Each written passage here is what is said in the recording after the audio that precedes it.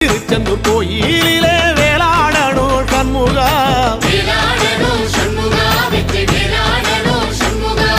பிள்ளை ஆண்டான் பிள்ளை என வரம் கொடுக்கணும் சண்முகா,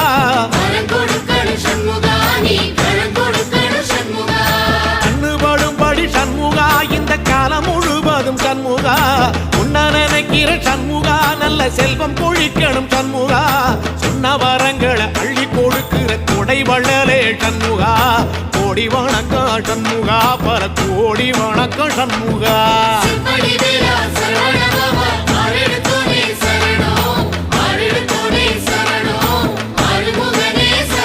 ஐயா மருதமர சத்தியமாகும் அறுபடைய சண்முகா,